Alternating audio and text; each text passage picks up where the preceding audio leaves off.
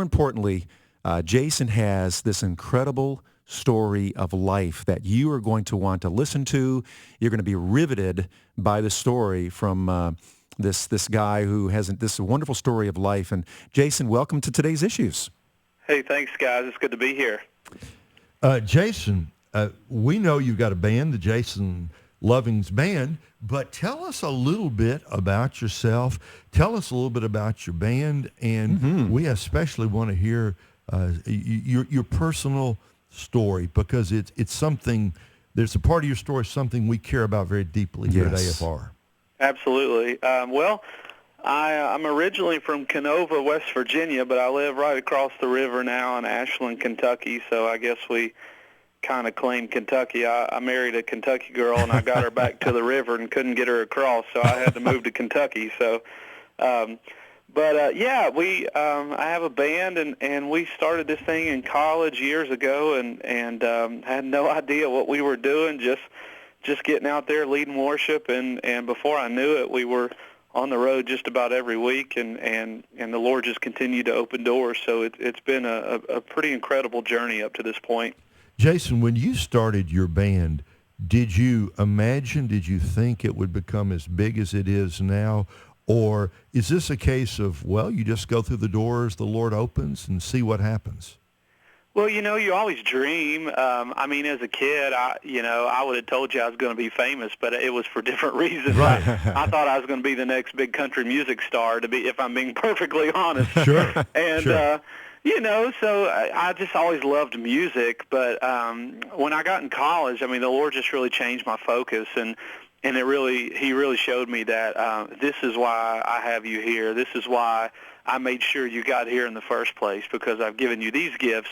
And so that's when we really changed our focus, and I really became a worship leader. I never set out to do that, to be honest with you.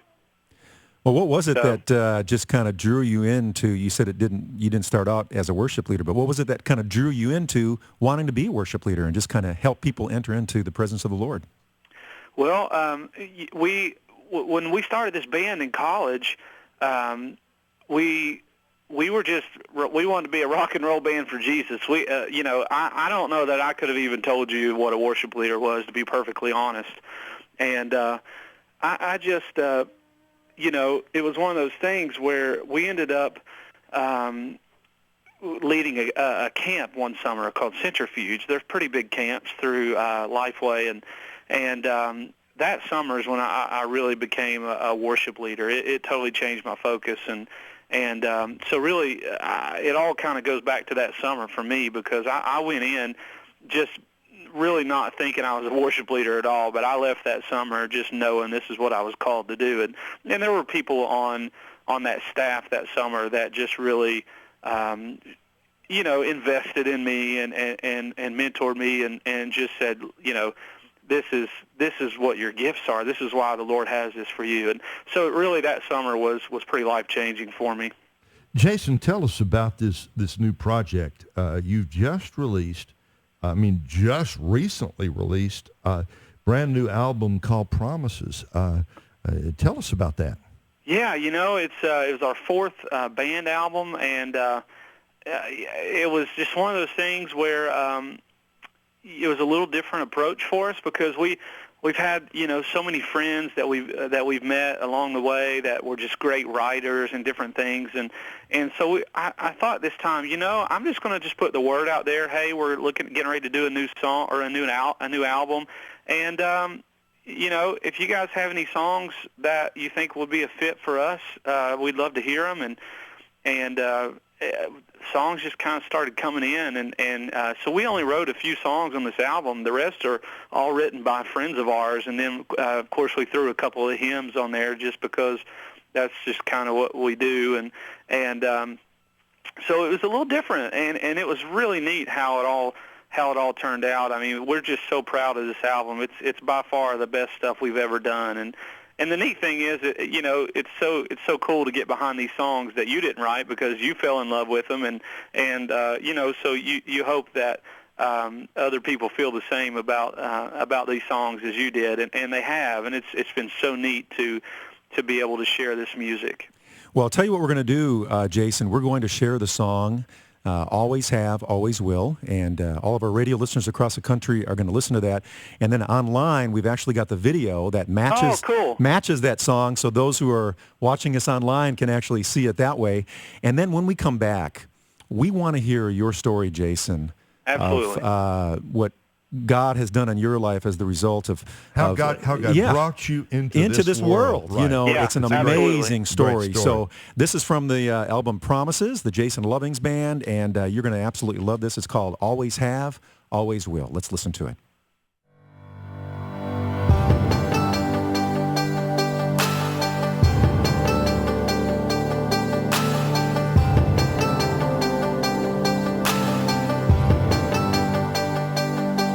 You break the chains of bondage and you set your people free. You always have, you always will. Lord, you lead us in the desert and you part the raging sea. You always have, you always will. God, your love endures forever, and your faithfulness remains always. God, you hold our lives together. You always have, you always will.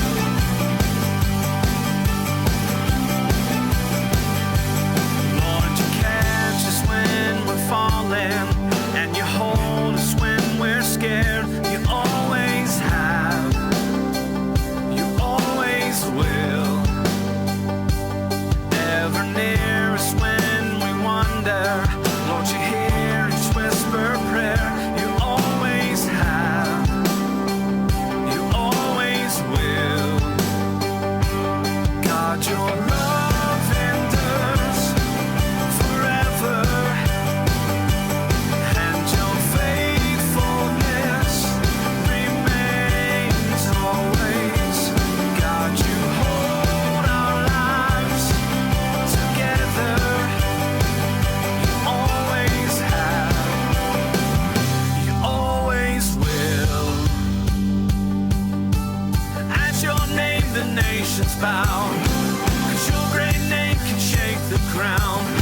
And for your name and your renown, we will shout, we will shout. At your name the nations bow, 'cause your great name can shake the ground.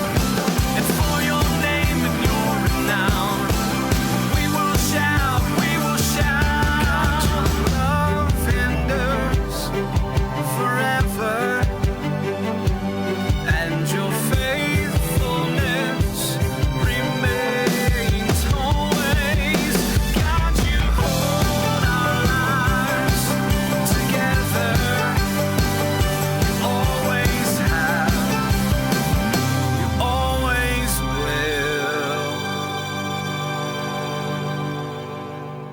What a great song, Jason Lovins Band, and it's called Always Have, Always Will. We've got Jason on the line right now. And Jason, we are so excited to hear your story because you tell everybody everywhere that you are an example of what can happen when people choose life. And, Sure. And tell us your story. Yeah, absolutely. It's it all started from the beginning. My mom was actually raped at 15 years old when she was walking home from the pool one day, and yeah, you know, they say the way she described it was she just didn't really remember it. And you know, I've heard so many times when something so traumatic like that happens that your mind can like literally block it out as if it never happened, and that's kind of what happened to my mom. She said she just remembers going home and not telling anybody and kind of going on about life. And she had 4 other brothers and sisters, and so my grandma said, you know, she was so busy chasing around all the other kids because my mom was her good kid, so she just didn't worry about my mom, so she just missed it. And so months went on, and obviously things started to happen. My mom will tell you she was pretty naive for 15, didn't quite understand anything about babies, and all of a sudden she realized something was not right. And she told my grandma, I'm sick, I need to go to the doctor.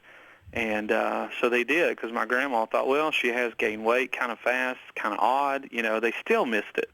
And so they went to the doctor, and the doctor come out and said, well, she's pregnant. And after the initial shock wore off, my grandma said, you know what, we need to go to church and we need to pray. And that's exactly what they did. And to be honest with you, she makes it sound really easy. And I very much understand that I just can't even imagine how hard it would have been to walk through that. But I tell people, my grandma, she just gets it. She just gets that God is so big that he wasn't surprised by me. And, we think sometimes when just these terrible things happen, oh, Lord, as if he didn't know it was going to happen. And she just knew with all of her heart that for whatever reason, God knew this was happening. He is not surprised by this. And so all she had to do was just get out of the way and allow him to work, and they did that. And so for my grandma and her 15-year-old daughter, abortion was not going to be an option. I'm obviously thankful for that. My grandma says that she had a lot of Christian people telling her that, now, Miss Lovins, in the case of rape, nobody'd be upset with you if you allowed your 15-year-old daughter to have an abortion. And she just said, no, you know what? The Lord knew this baby was coming. He's numbered the hairs on his head, and he already knows his name. And she just believed that with all her heart and lived that. And so I'm very thankful for that. And so my mom had me and went on about life as normal as they could. And in my earliest childhood memories, my third birthday, it was my mom's high school graduation. So not very many people can say they've been to their mom's high school graduation and remember it. So, somewhat unique, but it's easy for me to talk about. I always tell people, I'm just a product of it. I had nothing to do with it. But as I got a little older, I wasn't very old at all, but I remember my grandma set me down and explained to me what happened to my mom, because I'm sure I was asking, why didn't I have a dad and all that. But I was very close to my grandparents, and my mom was always there too. And, I tell people, my family made it very clear that, you know what, you don't have an earthly father. We don't even know who it is. But you have a heavenly Father who loves you more than you could ever possibly imagine, and you're going to be okay. And I just remember that's all I needed to hear. I grew up in church all my life. My grandma sang in a gospel group, so I was always in church, and so just from a young age, they instilled in me that, you know what, you're special. The Lord loves you, and we love you, and we are just happy you're here. And they made that so clear. I was just so loved that I tell people I just didn't miss having a dad. So that's kind of the beginnings there, and it's been an incredible journey. I could tell you so many stories, but how has as you shared this story, Jason, it's unbelievably powerful, because I suppose I'm just guessing, well over 90% of circumstances like this, abortion is usually the way these things end up.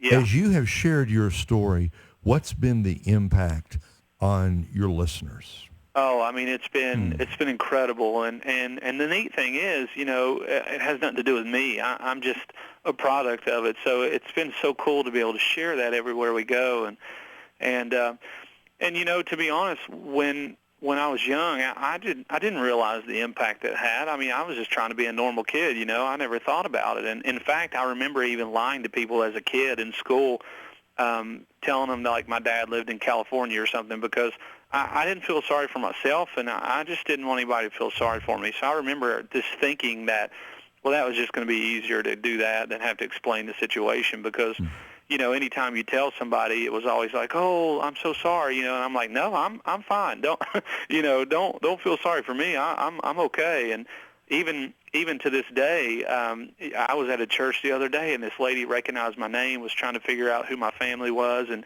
the typical question is, well, what's your dad's name? So then I have to explain, well, I don't know, and then she starts crying, and I'm like, no, it's okay. I'm okay, don't cry, So